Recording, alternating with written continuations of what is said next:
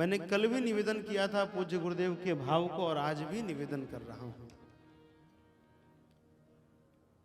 जीवात्मा और परमात्मा के बीच की जो कड़ी है, जैसे हम कुंभ में है ना, तो एक सेक्टर से दूसरे सेक्टर जाने के लिए सरकार ने पीपे के पुल बनाए हैं। वो एक सेतु है, एक माध्यम है। ठीक उसी प्रकार जीवात्मा और परमात्मा के बीच का जो सेतु है वह महात्मा है, पूज्यपाद सद्गुरुदेव भगवान जैसे महापुरुष हैं। बिना महत्पाद रजोभिषेकम, सदगुरु की चरण धूलि को जब तक मस्तक पर धारण नहीं करेंगे, जब तक गुरुदेव की कृपा नहीं होगी, तब तक परमात्मा हमारे सन्मुख भी होगा तो हम उसे देख नहीं पाएंगे, पहचान नहीं पाएंगे, पहचान नहीं पाएंगे। हमें तो चित्रकूट की घटना स्मरण में आ रही है। पूज्यपाद गोस्वामी जी महाराज राम जी के दर्शन की इच्छा को लेकर चित्रकूट पहुंचे। थोड़ा सा पूर्व का पक्ष आपको बता दें। पूज्यपाद गोस्वामी जी महाराज जब काशी में रहते थे तो प्रतिदिन जब प्रातः शौच क्रिया के लिए जाते थे, स्नान के लिए जाते थे, तो लोटे में जो शेष जल बचता था उस जल को लाकर एक वृक्ष के जड़ों में डाल देते थे, वृक्ष पर डाल देते थे।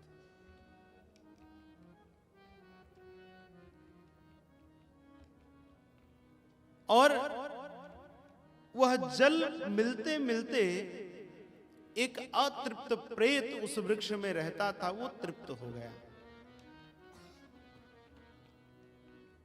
तृप्त हो गया। देखिए, श्रद्धया दीयते इति श्राद्धम, जिन पितरों की कृपा से हम आज प्रसन्न हैं, जिन पूर्वजों की तप के कारण ऐसे कुंभ में आकर के गुरुजनों की चरणों में बैठकर अपने जीवन को सार्थक कर रहे हैं, उन पूर्वजों के प्रति निरंतर कृतज्ञ रहना चाहिए, निरंतर कृतज्ञ रहना चाहिए।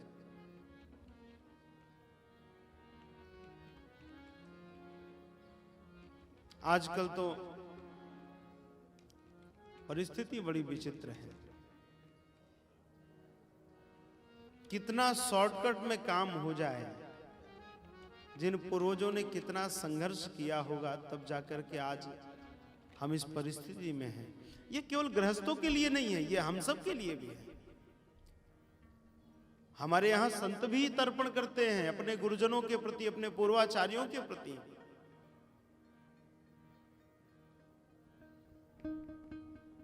आजकल तो परिस्थिति बड़ी विचित्र है। एक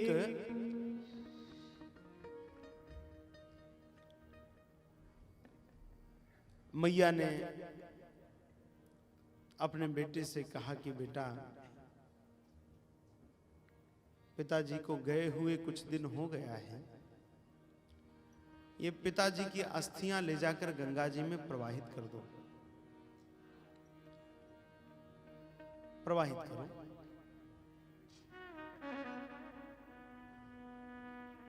बेटे ने कहा, अरे जो जाने वाला था वो चला गया, अब इन अस्थियों में कुछ थोड़ी रखा है, मैं इन सब में नहीं मानता।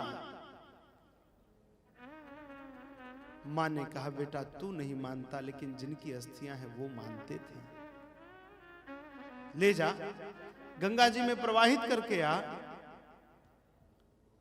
बेटे ने भी कहा कि क्या इतना तर्क कुतर्क करे, ये पढ़ी लिखी तो है नहीं, चलो ले जाते हैं, प्रवाहित कराते हैं। और लेकर गया, जा रहा था गंगा जी की ओर, रास्ते में एक नाला मिल गया। सोचा कि ये अब हम क्या गंगा जी जाएं, नाला तो गंगा जी जा ही रहा है, आगे जाकर उसी में मिलना है, तो इसी में डाल दो, आगे चल पिताजी पहुंच जाएंगे। सो महाराज उसने नाले में अस्थियां पधरा दी, डाल दिया।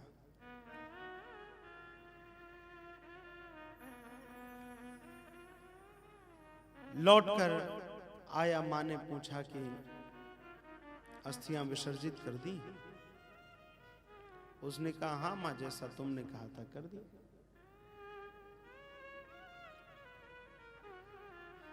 और रात्रि को जब मां सोई तो मां को स्वप्न आया, उस देवी को स्वप्न आया।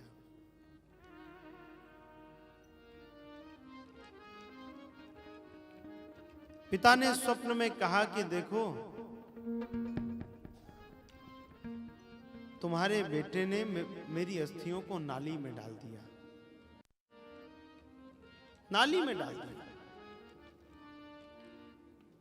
अब जब मां ने रात को बेटे को जगाकर पूछा कि क्यों बेटा तुमने अस्थियों को नाली में डाल दिया, नाली में विसर्जित कर दिया, उसने कहा किसने बताया तुम्हें?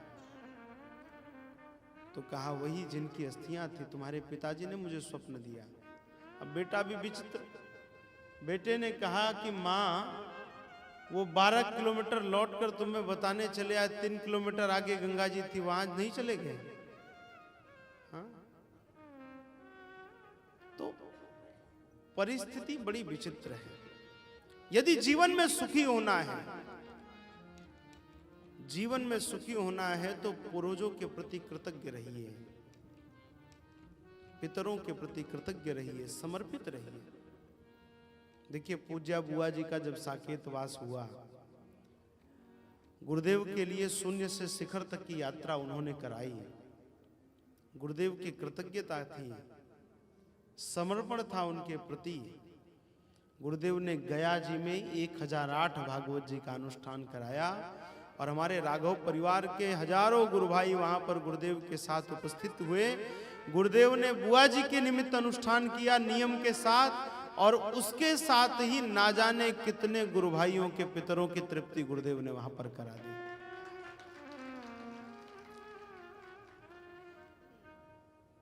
तो महाराज उस वृक्ष में रोज जल देते थे गोस्वामी जी महाराज। उस वृक्ष में रहने वाला प्रेत तृप्त हो गया, प्रकट हो गया।